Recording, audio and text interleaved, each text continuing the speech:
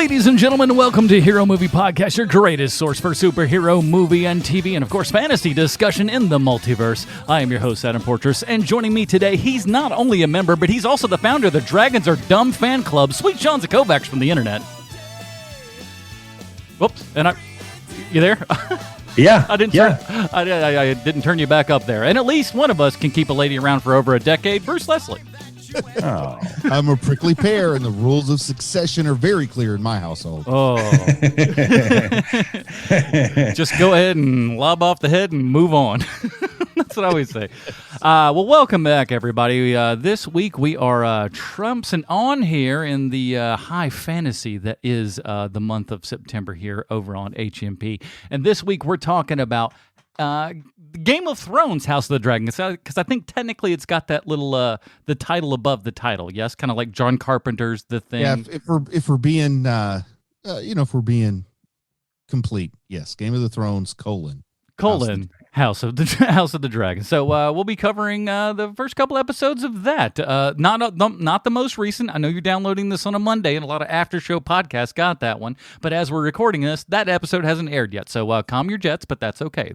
We do have those first couple episodes for you, and we'll talk all about that. Oh, it's just the first two, right? I've watched all of them, so I can talk about whatever. Anyways, we'll talk. How many have you seen, John? I've only watched two on purpose. Oh, perfect. First two is what we'll cover. All right, then that's all we'll do. That's what we'll do today. But before we do that, we do want to say thank you to those people that support us over at patreon.com/HMP. Those people get pre-show, post-show, Dinger Zone, and of course, they get to vote. You guys get to vote every month on what we watch, and we're keeping in the fantasy theme here and everything. So we've got a couple of choices here for you. Wheel of Time, that's on Amazon.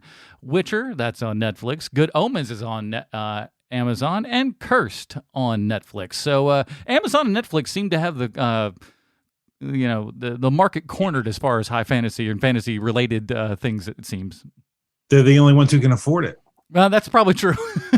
Tubi's not forking over, $750 million to. We're not doing that here, so. But that's what we got for you guys. Wheel of Time, Witcher, Good Omens, and Cursed. Vote on those over on Patreon.com/HMP, and we'll keep the voting open until probably Wednesday evening and all that kind of good stuff. So Patreon.com/HMP. Well, boys, it's been a minute, and we got something very important to talk about here. Bale's here. Boy, oh boy, we got a very important one today. You're going to recognize this emailer's name from the end of the show every week. Here we go. Hey guys, is it Evie? It's Evie here, Marty's daughter. Evie has sent us an email. As you know, my dad is your number one fan and listens to every podcast you guys make. Poor fella.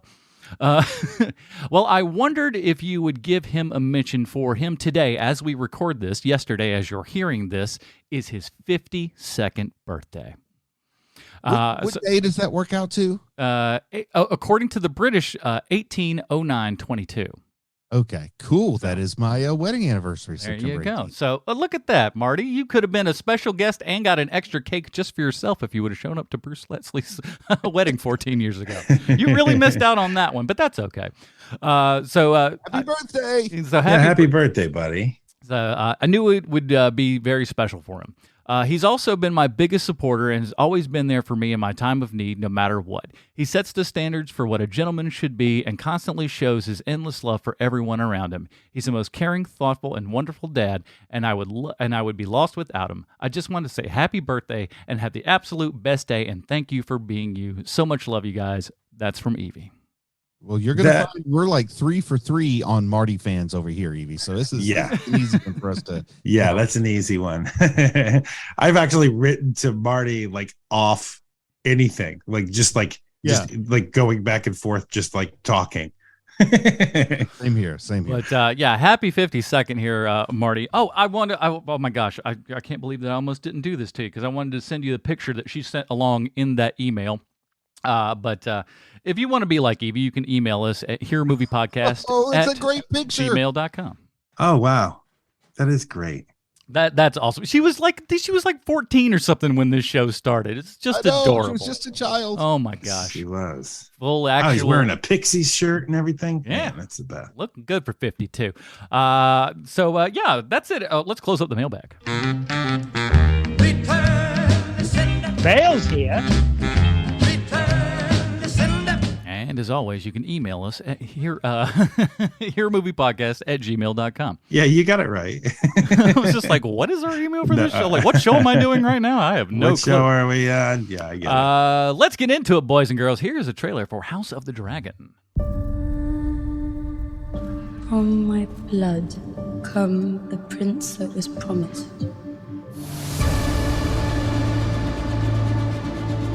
I wish to propose a marriage. My daughter and heir.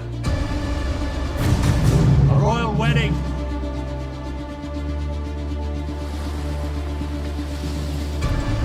I hope to herald in second age of dragons. Rhaenyra's succession will be challenged. Knives will come out.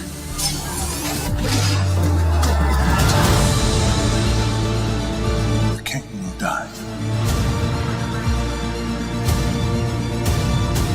And if Rhaenyra succeeds him, war will follow.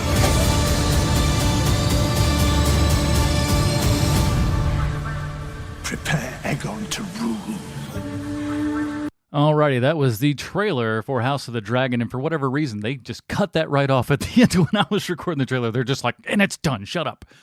You know what time it is. It's time for Bruce's Comic Book Connection. Oh, Bruce, what do we got? George R.R. Martin. How long have people been waiting on him to write the next Song of Ice and Fire book? People waited patiently. They waited and waited. Then in 2018, the unbelievable happened. Tor announced that the newest book in the Game of Thrones franchise would be released in November. Too good to be true, right? Well, it was, because the book released in 2018 wasn't The Winds of Winter, but instead a book titled Fire and Blood. Tor marketed this book as a novel, but it's written like a reference book, sort of a combination of Westerosi encyclopedia entries and a history book.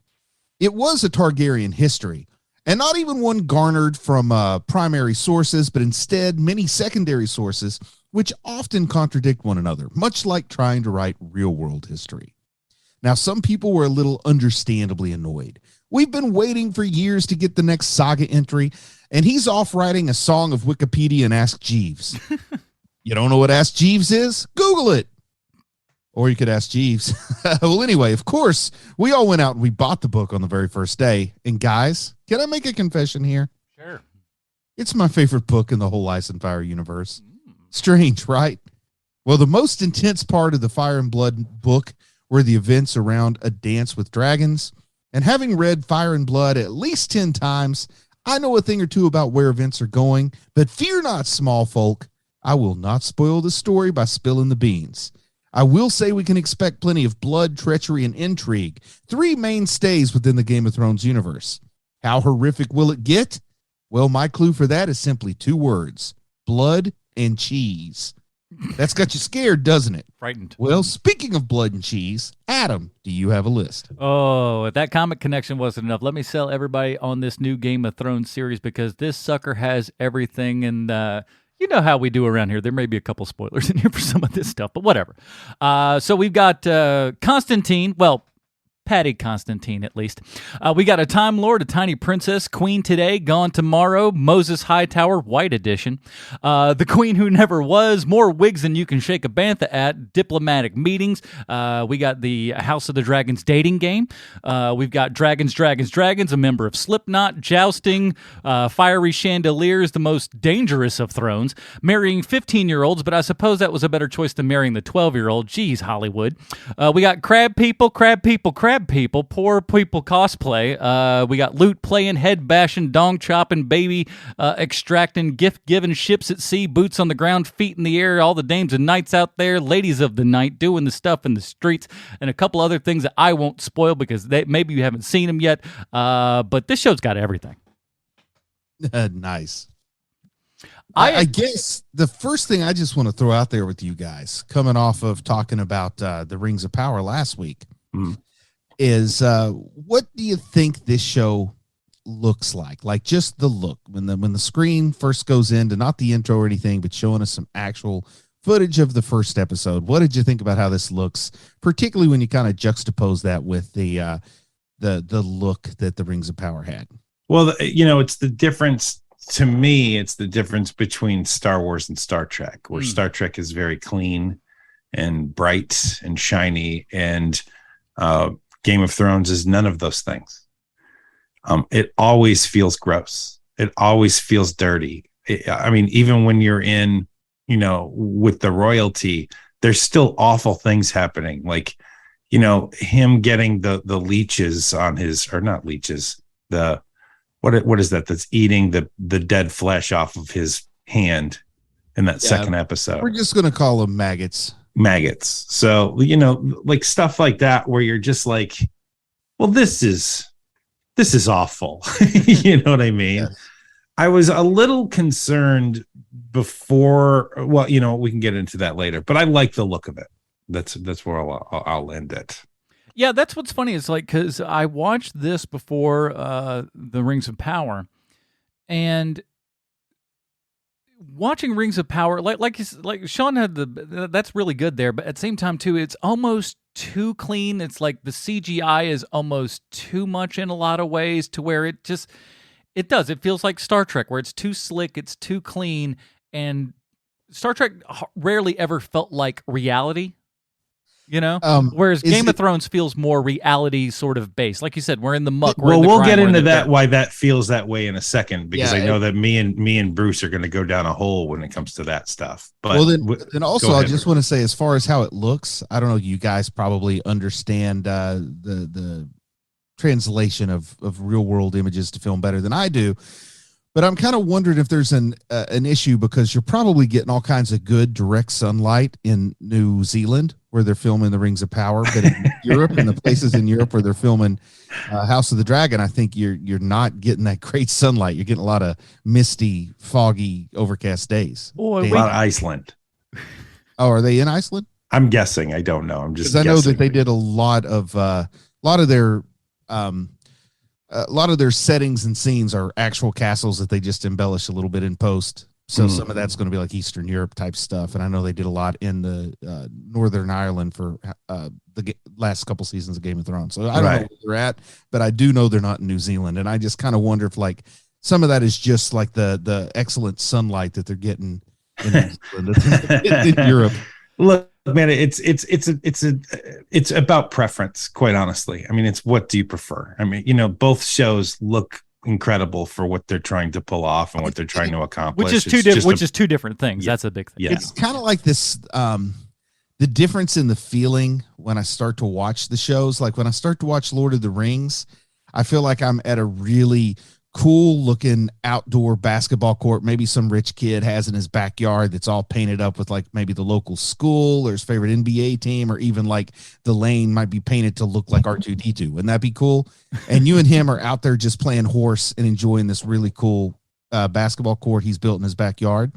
When House of the Dragon comes on, I feel like I'm back in high school going into some rundown school's terrible gymnasium, and we're going in there for a hard-fought battle that we really, really want to win no matter what. So that's like the weird feeling that I get, is like I feel like the stakes are for real when I'm watching House of the Dragon versus Lord of the Rings. It's like no matter what happens, I'm just here to like eat popcorn and enjoy the colors flashing on the screen. Yeah, the contrast is up high enough to where you're just like, this seems fine, everything's cool.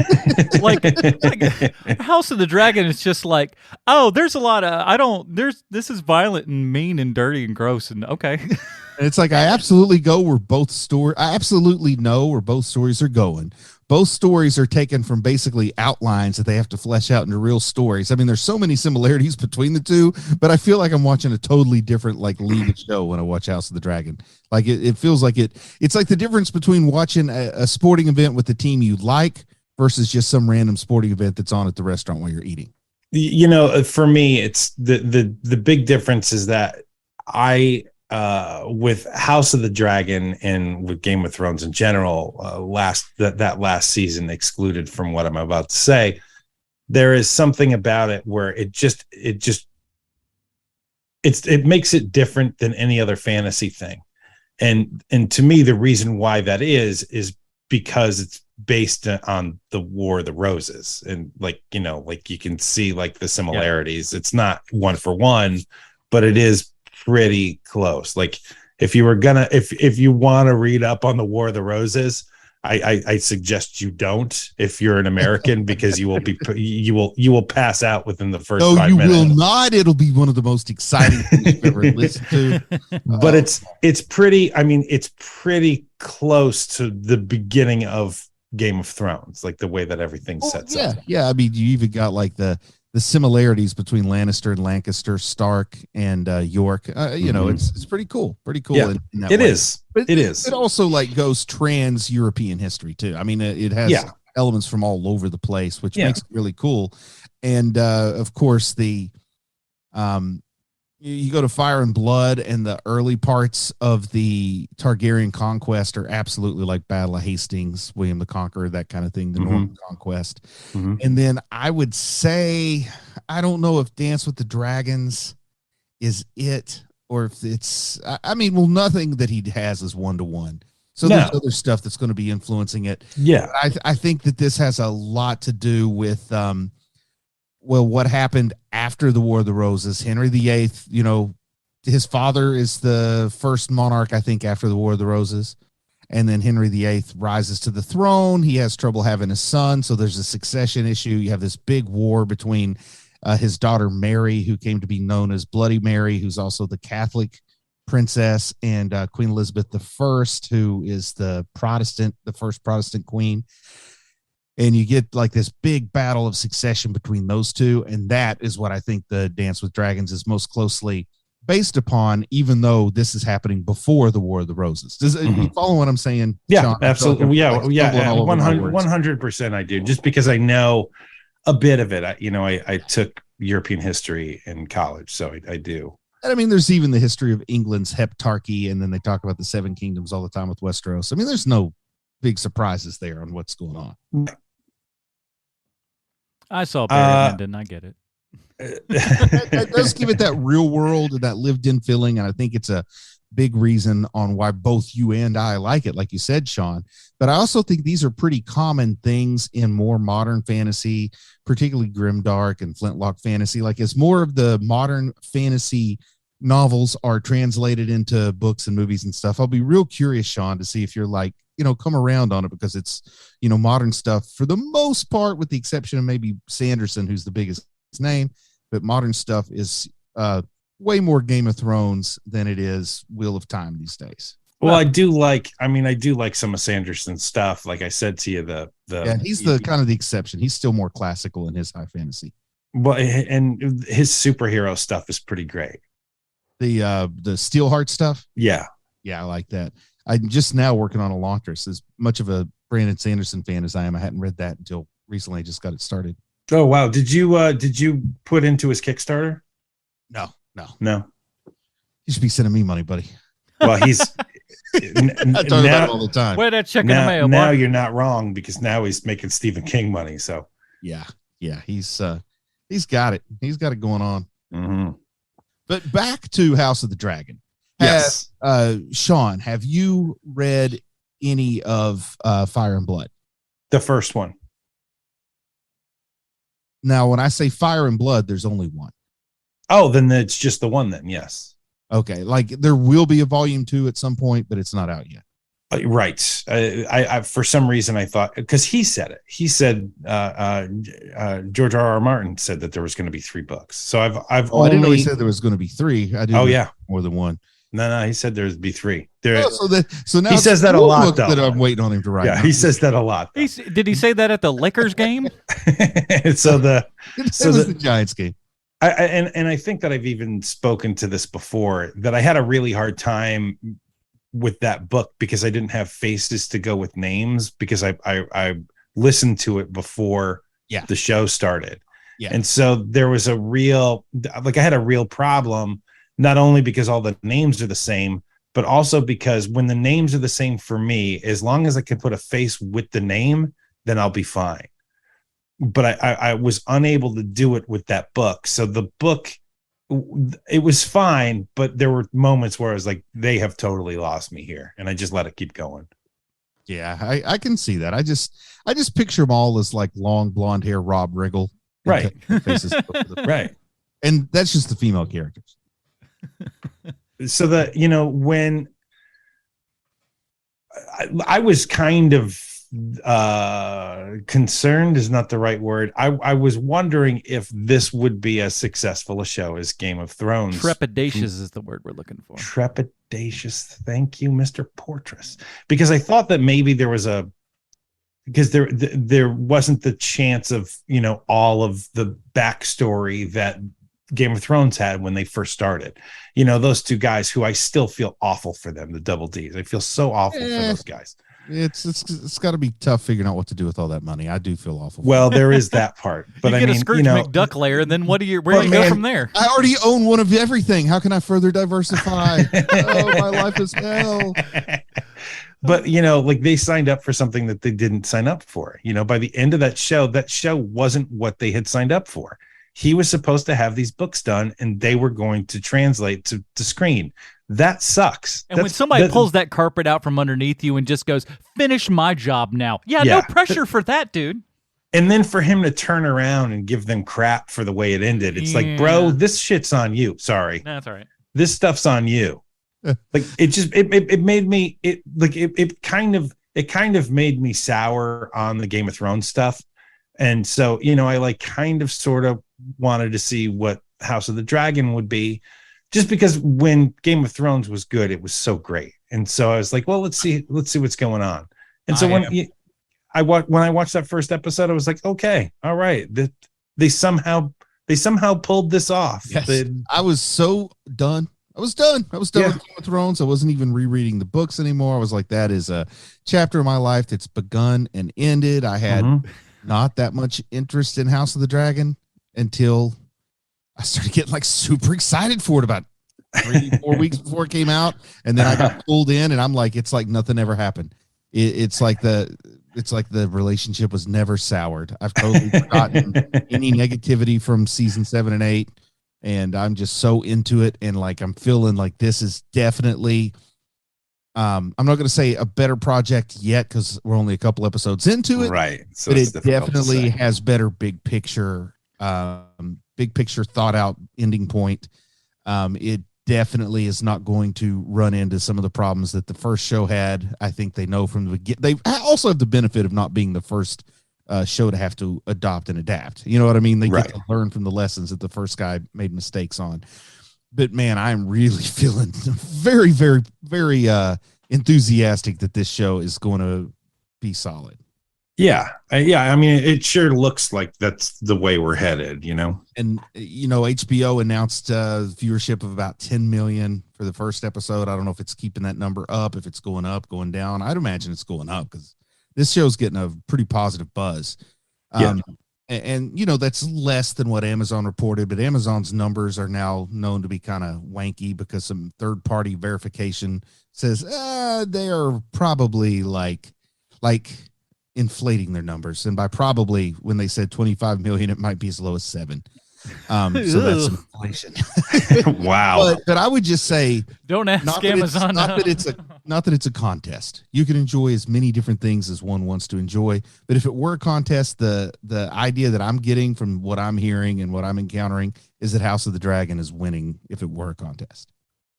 Well, and not for nothing, but if it was a contest, they've also got the biggest name recognition of all of that. It's like when Mike Tyson fought some guy you never heard of before. You're like, I feel like Mike Tyson's probably going to win this one. And then he didn't. I put all my family's money on him to beat Buster Douglas in the third round. Then eventually you get that Game of Thrones last season, and then you're like, oh, it's over now. Shucks. And I'll never forgive that Walton guy from taking all my money. Now, how does, as far as kind of first impressions of everything, how does this hold up versus, when Game of Thrones debuted for you? Like, comparatively, how does this one feel? Do you want to go first, Sean?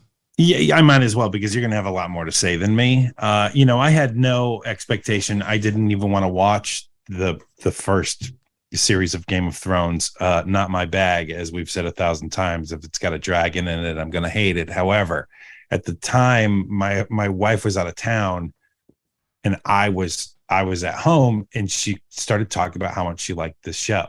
So I was like, oh, you know what? I'm going to start watching this show, and we're going to have something to talk about, because I'm clever. But it didn't work. She did not want to hear my 2 bits on that stupid dragon show. That's the best, when like they're just like, hey, do you want to enjoy this thing that I enjoy? Yes, I can enjoy that. Hey, you're not going to enjoy it anymore because I have issues with it. Well, it was more like she had issues with me, not the show. Oh. She enjoyed the show thoroughly. It was me who she had the issues with. Yes. But so, like, what I can tell you though, Bruce, is that, like, it's impossible to remember just that drumbeat of between the 5th and the 6th season when Jon Snow dies. And you're like, and you're like, so is he dead?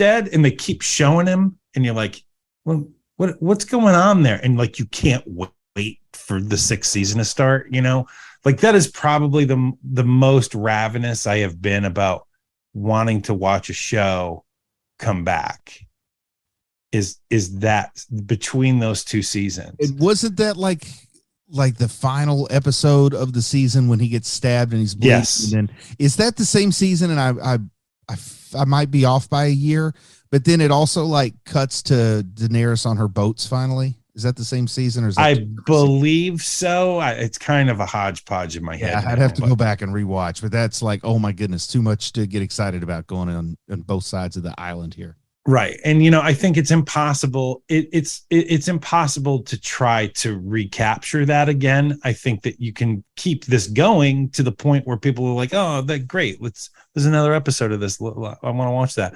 But I don't think it's possible to get to that level of like, oh my God, I cannot wait for this to come. And it's a year and a half away, and people are like, I am going to kill all the executives at HBO. Like, it's not like that. Yeah. Because it's impossible. It's sort of the problem. And I'm sorry for getting off on a tangent here, but it's sort of the problem that is happening with Ted Lasso, is that Ted Lasso has this amazing 5-minute scene in the first season. And it's like halfway through the season. And it's so good that it really like changes not only everything that you think about this character, but of the show itself. And everything changes on a dime. And it's so like awe-inspiring that like they made t-shirts about this moment. And it's just the best part of the show. And the problem is that they've been trying to recapture that moment since that moment happened. And you're never going to, like, that moment is never going to come back, because you sideswiped us with that. We didn't see it coming. Whereas with House of the Dragon, because everything is always up in the air, always with Game of Thrones, you're not going to get me this time until they probably figure out some way to get me. But they're not. Oh, they don't have you yet? I mean, they do. Like, I'm watching the show, but I mean, there's no moment where it's like that moment between season 5 and 6 where you're like, oh my God, what's happening on this show? Like, that doesn't. We're gonna get there. Oh, I'm sure, but it's going to be a lot harder because you've done it once already.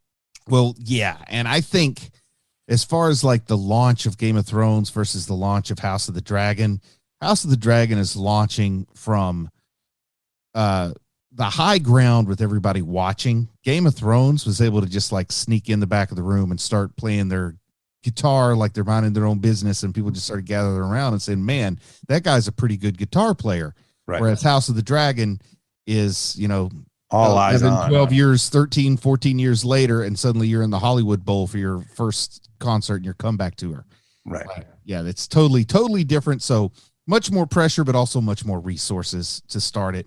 And it's not like Game of Thrones was totally unknown. I mean, in the world of fantasy fiction, fantasy literature, people were already saying Martin was like the next Tolkien before Game of Thrones got adapted. I mean, that's part of why it got adapted. But Game of Thrones becoming a show really, really, really just elevated fantasy readership in my experience, like big time. So you go back in a pre-Game of Thrones world, even if it was the most beloved new fantasy book, which I don't know if it was or not, but maybe it was the best new series that was come out around that time. Still, we're talking like maybe 700,000 people that are really excited about it and know what's going on, which isn't much when you consider the 25 million people that did tune in to some Game of Thrones episodes. And at that time and everything, Lord of the Rings had like run its thing and everything, and it just kind of, and I felt like that. You tell me if I'm wrong. I feel like Lord of the Rings brought people more into fantasy and stuff. Then that kind of waned off, and then when Game of Thrones came back, it came back like even more hardcore. Yeah, and Lord of the Rings brought people into old fantasy. Yeah, Lord of the Rings brought people into fantasy that peaked in the late 50s, early 60s, whereas Game of Thrones was like, oh, you never even thought about this, but like fantasy can be for grown-ups too. Basically. But what if the hobbits were doing it? But that's what but no, you're thinking about it all wrong, Adam, because basically what it is this is a fantasy series for people who hate fantasy. Yeah. And it's working. Like even the second go round, it's working really well because it's getting to a point where, you know, there's not nearly as many characters as there was in the first series, but it's still kind of difficult to see where all of the chess pieces are right now, but at least within these first two episodes. But that's what makes it, that's kind of what makes it fun for somebody who doesn't care about fantasy. Very specifically, why I had to watch those first two episodes again was really to get my bearing and find out exactly who the people are, what their relations were to everybody, because they do but don't hold your hand super tight on that one. And it really kind of revolutionized mass market fantasy. I mean, it made grimdark really the thing to go to for the more casual fantasy fans. Grimdark. So you're using that's a term that you're using, a term of a type of fantasy? I thought that was a transformer. Nope, grimdark is a type of fantasy, and I'm not going to say that that Game of Thrones, A Song of Ice and Fire, necessarily created grimdark, but it certainly popularized it. Like people that are fans of maybe grimdark written in the last 3 or 4 years might even argue that Game of Thrones isn't grim enough or dark enough to be grimdark. But you know, grimdark is, every novel has to have stuff like what Ramsay Bolton did, you know. Listen, when you read House of Ice and Fire, just throw yourself on a little bit of Cure, boom, you're set to go. Much like Sean said, this kind of revolutionized fantasy storytelling for the mass markets. And you know, people like, it was a good idea what you said there, that it was fantasy for people who hate fantasy, but I'd say it's fantasy for people who think they hate fantasy because they only know like the Tolkien, the older style. Mm-hmm. Whereas in a post Wheel of Time world, fantasy started changing quite a bit. Well, and I think a lot more like sci-fi, actually, which is, you know, Martin's a sci-fi writer before he ever wrote this stuff. Oh, back when he wrote that Fake Religion? George Martin? Yeah. His Fake Religion was totally cool, though. Okay, good. Oh, shoot. I forgot where I was going. Oh, well.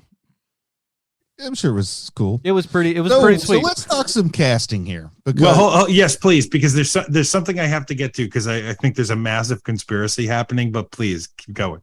Well, I just said let's talk about casting, because we're got a couple of cast members who are only here for the first half of the season, and they're going to be replaced. We got the biggest kind of surprise to me when I saw the casting was Matt Smith as Damon, because I know who Damon is and Damon's personality, and I keep picturing Matt Smith as the guy in the fez in Doctor Who, and it's hard for me to picture that kind of sweet, bumbling guy turning into Damon Targaryen, but he does a pretty good job of it. It really he does, and he's completely jacked on HGH and whatever else, so he's like completely. I've never seen him look intimidating, and he does here. I think he definitely does. It really goes to show just how good of an actor he is and everything, because You do. Like, he indelibly put himself into the role of the Doctor after Tennant, which was just like a guy who had submitted himself so well as the Doctor. Then he clearly comes in. Everyone's favorite Doctor.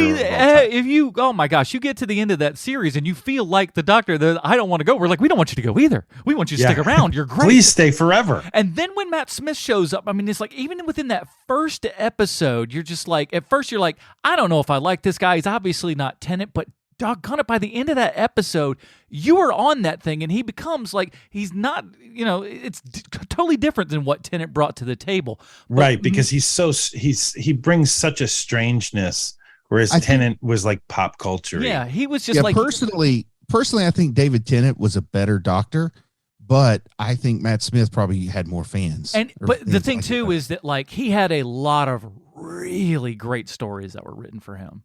In that role and stuff, like the soldier who waited, or however, whatever the proper title of that is, where Rory just stands guard for all of those years. That stands up for one of the best episodes of television, much less Doctor Who. Like, it's the so Angels. Good. I liked it when Futurama did it better. But to see him like go from like that to his role in like Last Night in Soho, then to this one. And let's take Morbius out of the equation and everything, but he was great in Morbius. He was the best part. Well, he is the best part. He's interesting in it. I'll say that. I don't know if it's great, but it's the interesting. Best smelling part of my kitty litter is that corner, weirdly right there. dancing around and all that kind of stuff. But him coming into this and like at first you're thrown off by the white hair, but I had that Doctor experience again where I was just like, I'm not sure that this is it. And like by the end of that first episode, I'm like, I buy it. I buy what he's putting down here. Yeah. And I think it really goes to his abilities as an actor. Yeah, I'm just totally shocked at how easily I shifted into seeing him as a tough guy. Well, it was going to take me. It was going to take me a couple of minutes, but he did win me over. And that's a guy who grew up thinking Joe Pesci was tough.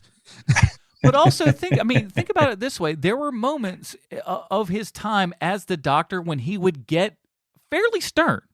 And you could see some moments in there where like a little bit of dark could come out, but then boom, the wacky Doctor came out right after that. Well, they're all in the because they all have that because they were all in the Time War. Yeah, and so at least with this, we get to like really stay in that mood and dark, stuff all the time, and boy, it works. And then casting that I really didn't think much about when I first heard it, but now it's kind of the most distracting every time I watch an episode is Patty Constantine as Viserys. Like, I don't know why, but I can't help but think of Simon Pegg and Nick Frost. Oh, I think he's so wonderful in this show, and he adds so much, and he is literally like the last person I ever would have cast as a king. Yeah. But my God, he's so great in this show. For the role he's playing and what he has to play, the type of king that he has to play, he's actually very perfect for this because he's so great. Because he's a peacetime king, he hasn't seen a lot of war. There's not been a lot of bad stuff going around the kingdom. It's been a pretty. He's not a bad dude, he's not. I mean, he's as good as a king can be. Which isn't very great, but he's still pretty, like he's a benevolent king. Yeah, he's well liked by everybody, and they just want to see where things are going. And ultimately, that's where I think this show, where like you said, it gets those non-fantasy fans and brings them in, because ultimately this is a soap opera. I mean, that's a bad word to say, but no, but that's what it is. It is. Yeah. It's a soap opera that will give you enough nudity and dragons and violence and stuff that will satiate you and go, oh well, okay, I'm not watching stories. I'm watching stories. What about Reese Ifans? We've got Kurt Connors, the lizard here, as Otto Hightower. Well, he's going to be a scumbum. Yes, he's definitely going to be a When scumbum. Reese shows up, he's a terrible person, always. Yeah. Whenever you see Reese, you're like, oh, here we go. Even when he was the kicker in that one football movie, The Replacements. Yeah.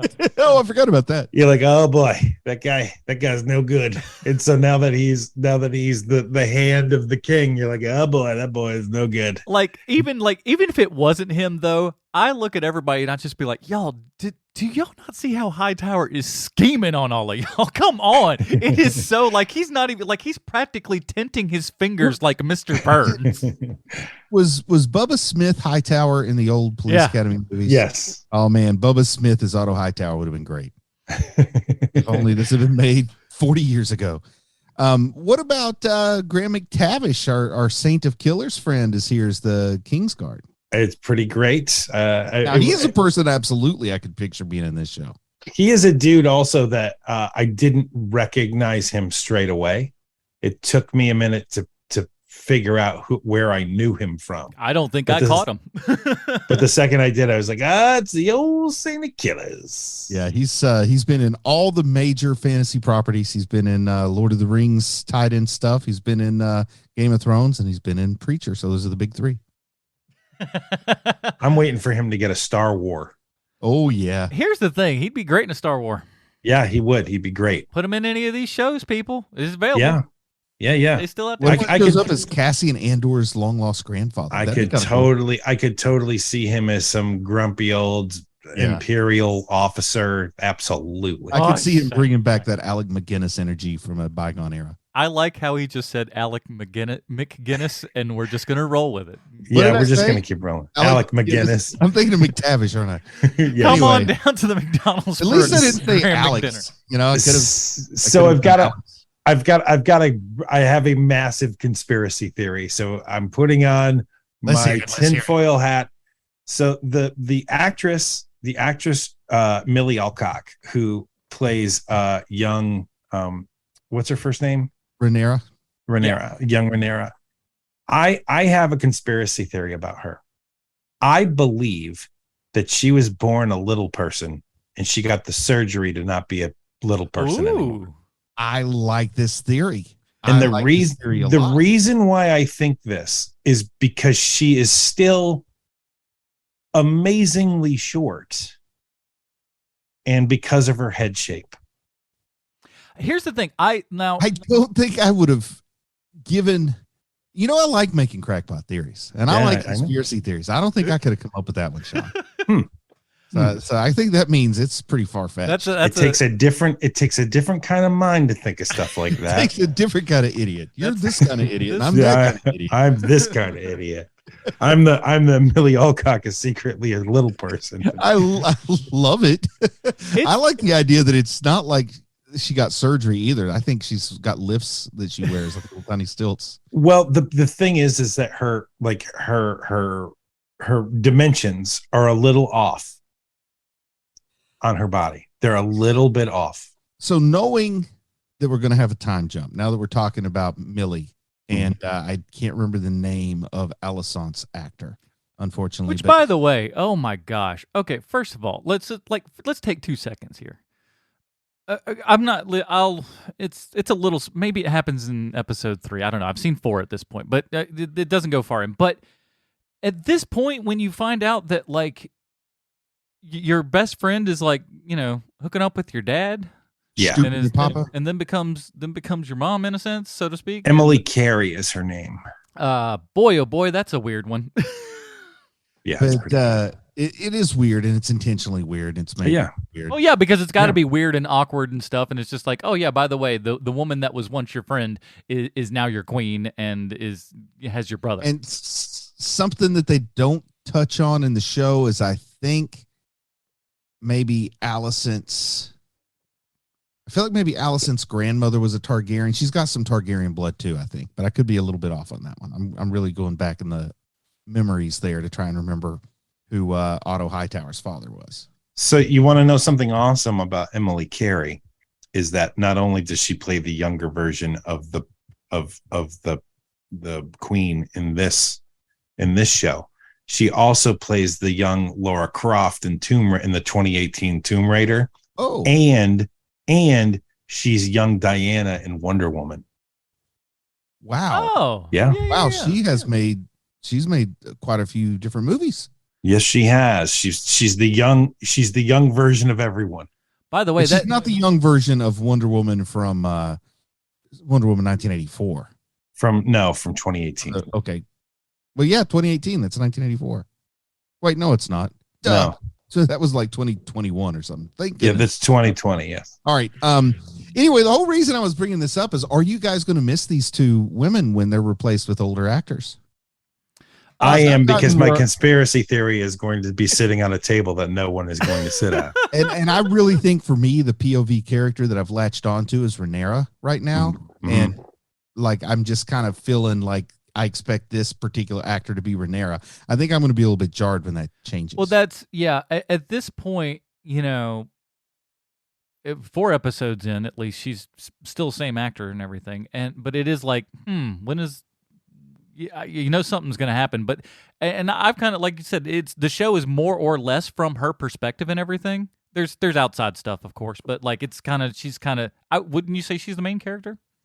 I think so. Because she's is she your favorite character on the show?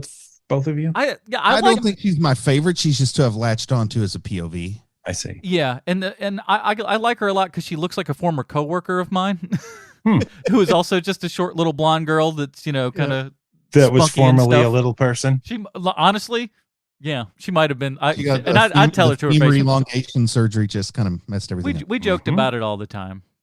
So, my favorite character is probably Damon. That was going to be my next question to you: is who is your favorite character? I'd say it's probably Damon, King of the Narrow Sea, and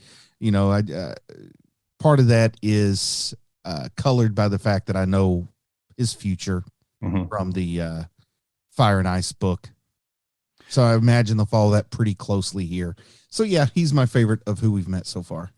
Yeah, he's got the most going on as far as story goes. Like, he's got this. It's a great angle. It's a great angle. Brother of the King. He's also the biggest name on the show. It's true. Brother of the King goes out, has all of his things, and like has been given all of these chances and stuff. Goes out with his crew, and they're just wilding. They're wilding in the streets, and then he's gone for a couple years. So, it's like.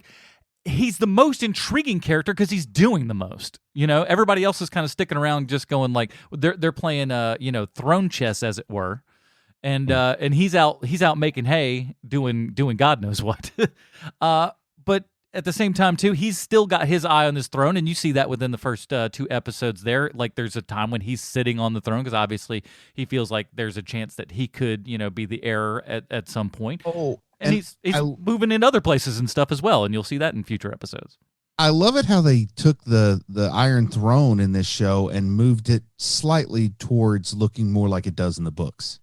Yeah, that was something I heard a lot of people talk about. Yeah, they added a whole lot of swords that aren't there in the Game of Thrones throne. Like swords. Bigger budget. But at the same swords around the walkway, walking up to the throne and all that kind of thing. Like if you look at the artwork in Fire and Blood, where they draw some pictures, they had hired an artist, commission pictures of the throne. It's just like swords everywhere. So the show House of the Dragon makes the throne look a little closer to the way it's described in the books compared to Game of Thrones. Well, I love how they kind of punch you in the face with the subtext of the king with the Iron Throne in this show, where he keeps cutting himself on the throne. It's like that's a little much, guys. The first time you did it, I get it. The third time it's happened, which tells me at this point, let me ask you, boys, how many times in your house do you have a seat that you sit in that will cut you? How many times will you allow that to happen before you go, we got to make some changes to this seat? Sadly, and knowing myself well enough, it would happen more than it should. I'll just say it would take longer than you think. Enough to where you've got people looking at your back going, you've sat on this thing, now hear me out, made of knives. I like the idea, though, that I've heard people speculate, maybe working it into the story, that the more the kings get cut, the more swords they take off the throne, so that we end up with the subdued throne that we see Robert Baratheon sitting on. I like it. Is just like from what I've heard too. I haven't paused and kind of looked and done all the little looky-loos that everybody else has done, but I'm to hear there's swords from all kinds of things. Buried deep inside of all of these. Like swords from other properties. Other properties and things that they, maybe not should have or whatever, but it's kind of like a wink, wink, nudge, nudge. And I like stuff like somehow they got one of the Witcher swords and it's in the throne. Like they almost, because Aegon the Conqueror took the swords of lesser kings that he turned, he demoted them to lords as he became the king and put those in his throne. So like the people making said throne for this show, we're saying like we have defeated all these other shows, so if we can get their prop swords, we're putting it in there. Exactly. Just there's only one there's only 2 swords that really matter. One is He-Man's sword there, and two is Lion-O's sword there. I was about to say those are the two I could think of right at the top. So yeah. I was thinking a lightsaber every time. You're, you read lightsaber, like you're not going to get away with a lightsaber. Are you kidding me? Like, I need to read this, but it is so dark. There's one sword in the corner that's glowing, and that's like that's all he got LED kits in there, and just gonna lit some stuff. Man, pretty soon Disney will own Game of Thrones also the same way that DC owns Shazam. Yeah, mark your time, everybody. Now, before we get to our recommendations and everything, let's see what one of our Patreon supporters has to say about House of the Dragon and more. Bale's here. This one comes to us from our good buddy Nate. Nate writes, Dear HMP, comparing the two shows, Lord of the Rings and House of the Dragons, each could learn from the other. House of the Dragons also is often darkly lit, as was Game of Thrones, that I find myself checking the brightness levels at least once an episode, while the colors and visual details of Lord of the Rings are so stunning that it even looks great on an Apple Watch. Right, Bruce? Yep. It's the best way to watch that show. The other comparison I would make, and the reason that I end up enjoying House of the Dragon more, is that is the nature of the show's antagonist. The villains of House of the Dragon and Game of Thrones are humans. The Lannisters in Game of Thrones were some of my most despised villains, especially King Joffrey. In Lord of the Rings, the villain is Sauron, a faceless evil darkness that I don't have much of an investment in. Besides being evil, who is he? But it's an enjoyable show, but it's an enjoyable show that I would give a Damian Wayne rating to. So as far as House of the Dragon gets a Tim Drake rating, and Matt Smith is a lot of the reason for that. Sorry for the long email. I'll hang up and listen. Nate, this is King Solomon's Frog. It's awesome. I agree. I agree with his statement. To me, that was the biggest problem that I had, and you can hear it in last week's show, was that like I don't give a crap about elves. Like not just elves as like a subspecies or whatever, but how they're portrayed within the Lord of the Rings of having this kind of emotionless sort of thing. It's tough to really, get on board with that. These are all people. At least I understand people, They have real people emotions. So what I always say, I say that Adam Portress, he understands people. I don't have to take this on my own show. He was setting you up for the kill there, buddy. He was setting you up for the kill there, man. I could see it coming from like 25 feet away. I was like, oh no, Adam, don't do it, Adam. Don't do it, Adam. Any other email? Well, before we get to... Shut up. Bale's here. I really did it better last time. Don't email us at heromoviepodcast@gmail.com. We won't read it. All right, before we do get to that review, though, we do need to find out how the show relates back 1-to-1 with Sylvester Stallone. Why, thank you, Adam. I have a prepared statement. Oh. Hi, Mr. Stallone. This week's Stallone connection is Graham McTavish, an actor best known around these parts as the Saint of Killers on Preacher, a great performance on a mediocre show. Whether you realize it or not, Graham McTavish has worked with you twice. Once as Lewis in 2008's Rambo. I don't remember him in that movie or anything about that movie, Rambo. I know I've seen it, but I can't tell you anything about it. Maybe John Rambo is on a boat at some point going down a river? I don't remember. 2008 Rambo is starting to feel like a movie that doesn't exist, but no worries. Because then you worked together again in a movie called Creed. I remember a lot about that movie. And Graham McTavish played the role of Tommy Holiday, manager of Pretty Ricky Conlon. Pretty Ricky Conlon. Great character names in that movie. Creed seems to be a universally loved sports movie, so I had to do some real scrolling to find a bad review at my favorite spot for insane movie takes, IMDb user reviews.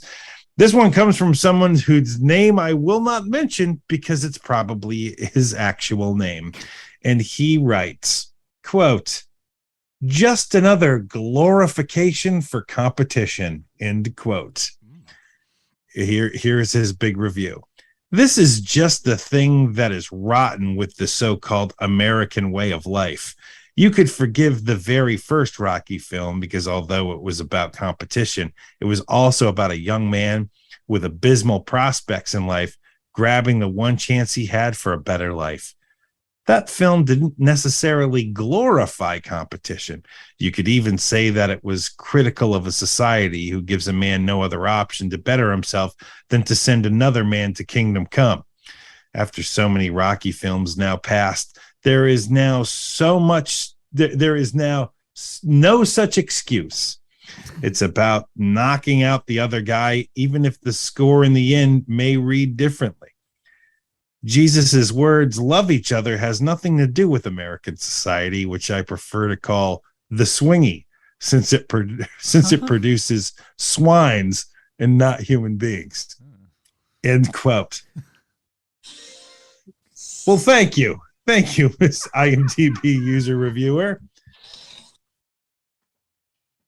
But Graham McTavish is Sir Harold Westerling in The House of the Dragon, a TV show that has significantly more dragons than I'm comfortable with in my regular episodic viewing habits.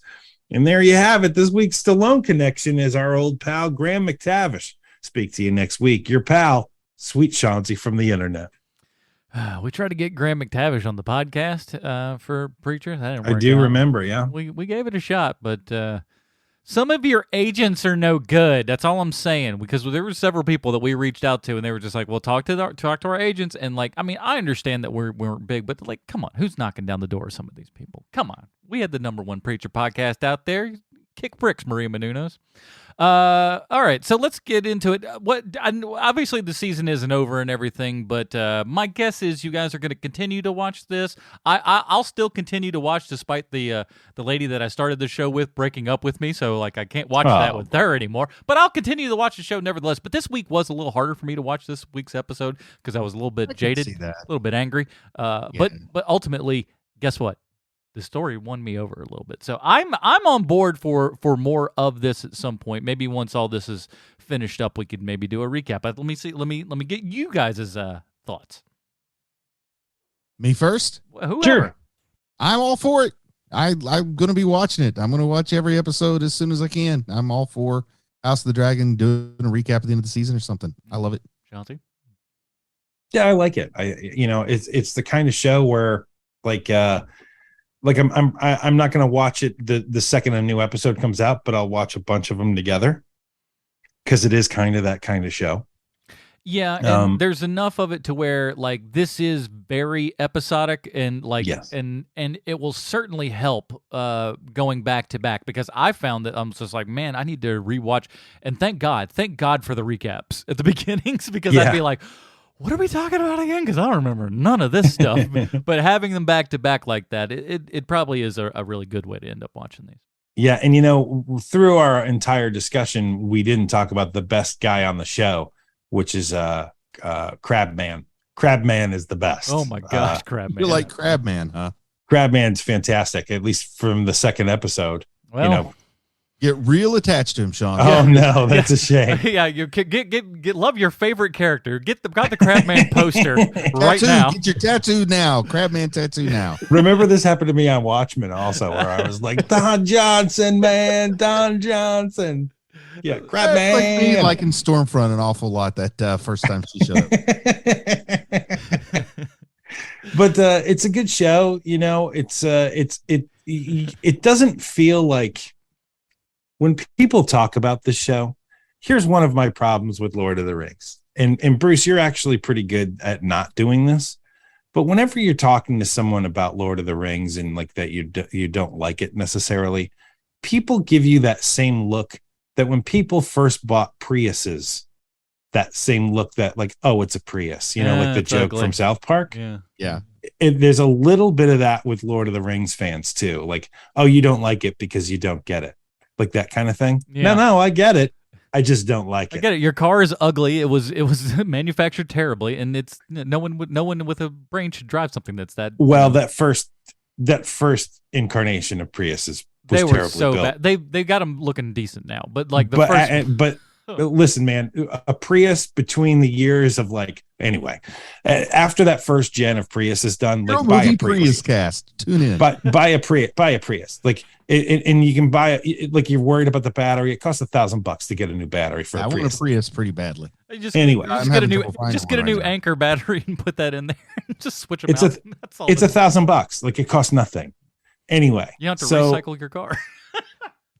All right. So that's one of the things I like about Game of Thrones is that the people who love Game of Thrones, if you don't like Game of Thrones, don't look at you because you're dumb. That's why you don't get it. Yeah. But it's also one of those things where it's just fun to talk about. Who doesn't like talking about the Red Wedding or Joffrey or any of that stuff. But again, it's just fun. And that was the deal. You may be surprised to hear this, Sean. Pick any Game of Thrones topic. I'm willing to talk to you about it for a while. But that was the thing, though. Throughout that show, and I worked in an office building, and it was water cooler talk, so to speak. People were just constantly, that Monday came, and people were like, "Bro," and they were just getting into it and stuff. So it was quite the phenomenon. At least at my work now. Now I work with a different kind of group of people. They're mostly a bit younger and stuff. It doesn't feel like they're all watching this.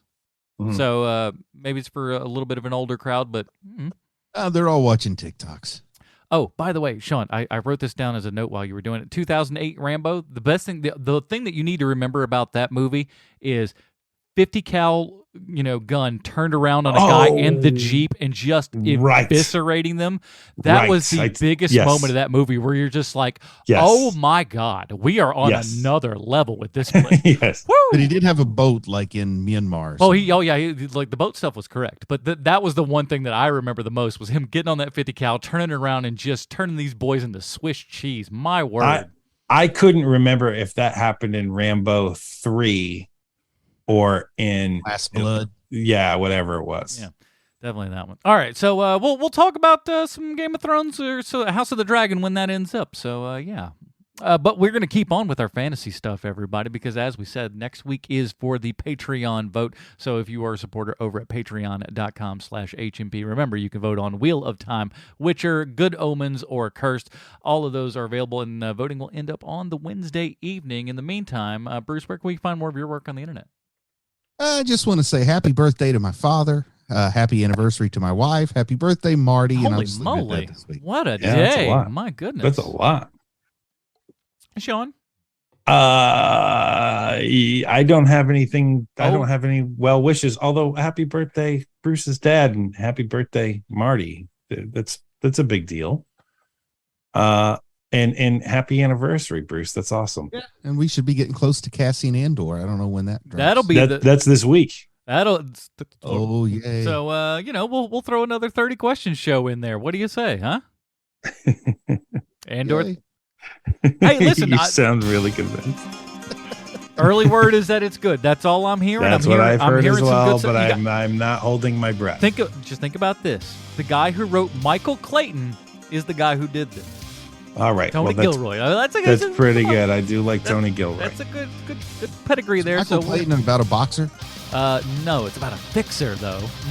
How about that? He's a lawyer, but not that kind of lawyer. I only watch boxing movies. So that'll do it, everybody, for this episode of HMP. But we'll talk more fantasy next week. For Sweet Sean's to go back from the internet. Bruce Leslie, I'm Matt Portis. Stay super, everybody. Bye, Marty and Evie. On a cold winter morning, in the time before the light, in